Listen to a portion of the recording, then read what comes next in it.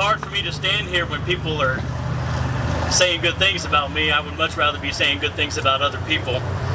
But I do want to thank everybody for being here today. It's an honor to see my family, a lot of my church family, a lot of my friends, and especially our soldiers. A long time ago, I met a man that became one of the best friends I've ever had. And he's here today. His brother's dying in Florida, I believe it is, and he's going to go see him, but he wanted to take out a few hours of his time to come see me. For 30 years, he served our country and just recently retired from the Army.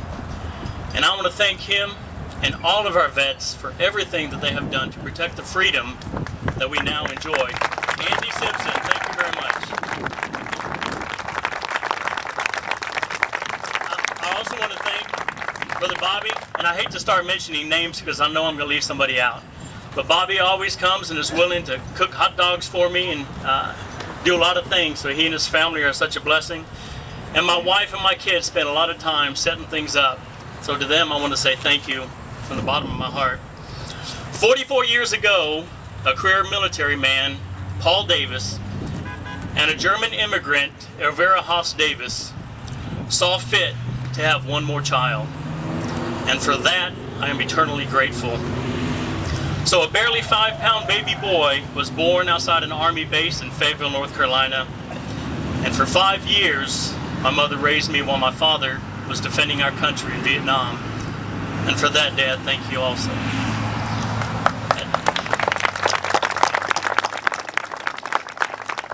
At that time, in 1970, we had the opportunity to move to Texas. And for the next 10 years, we lived outside of Fort Hood. And in 1980, we had the opportunity to move to Germany, close to where my mother was born and raised. So in 1980, after my mother passed away from a car accident, we moved to Germany. After attending high school at Karlsruhe American High School and working at 7th Medical Command data processing installation, when the computer, a simple computer, was the size of a house, I felt led to continue the Navy tradition in my family, and I too joined the United States Navy.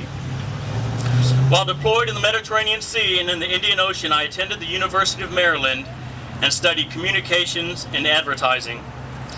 And after a wonderful career on the USS Saratoga and the USS Independence, and working on some of the greatest aircraft that this world has ever seen, my family and I had the opportunity to purchase a business in Joplin.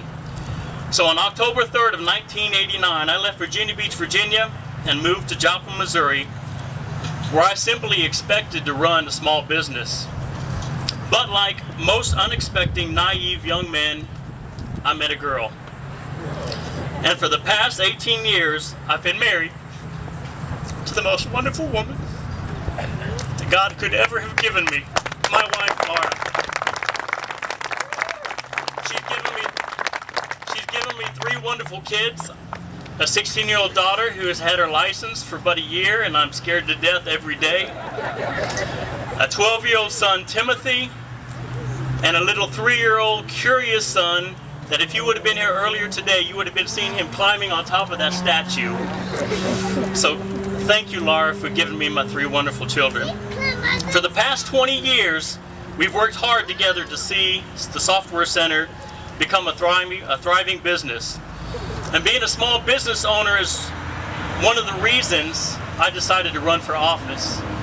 I saw the unfair burden of overtaxation being placed squarely on the backs of small businesses in America, where 80% of the employable workforce is employed by small businesses.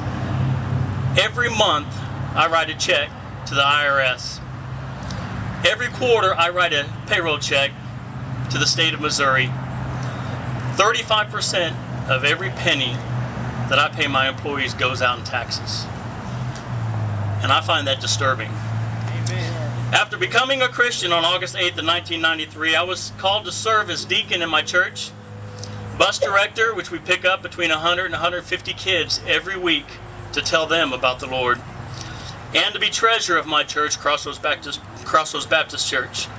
For the past 16 years, I have worked hard for my Lord, for my family, my church, and my community to make Southwest Missouri a better place to raise my family.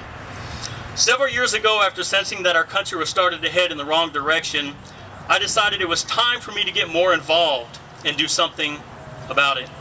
I became tired of being apathetic, lethargic about my involvement, and today my desire has never been stronger to stand up and fight for the conservative values that we here in Southwest Missouri are known for and hold near and dear to our hearts.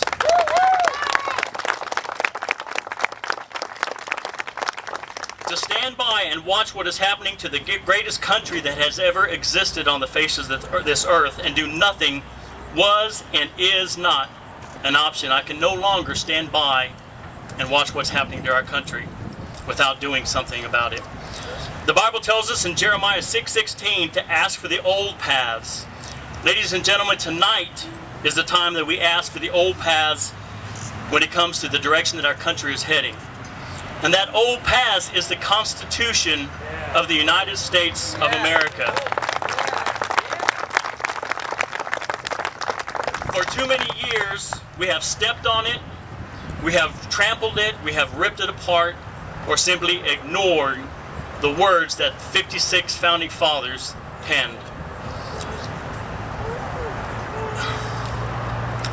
I believe the Constitution, except for the Bible, is the greatest document ever written. And it's about time that our government stands and listens and reads the Constitution and abides by its principles. In the past few months, we've watched our federal government take control over the auto industry, the banking industry, manufacturing industry, and now they're trying to take control over our healthcare industry. And I don't know about you, but I'm trying to think of one thing the federal government has done that's been successful or hasn't ended in bankruptcy. And I can't think of a single thing. Social Security is bankrupt today. Medicare will be bankrupt in 2017. We owe about $54 trillion in debt that is going to be owed to Social Security in just this generation alone.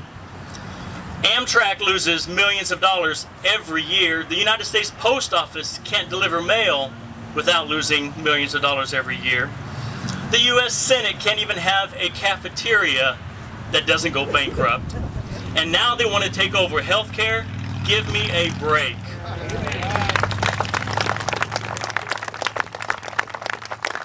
They now estimate that we're going to go another $9 trillion in debt over the next 10 years.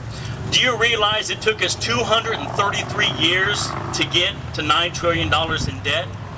And now it's only going to take 10 years to double that? To me, I think that's outrageous, and something needs to stop.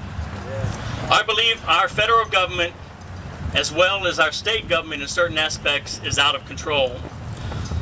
I hear it said, and people write about it, that the wasteful TARP money that's being spent and the stimulus and budget stimulation money is just government money. But let me tell you, the government owns nothing.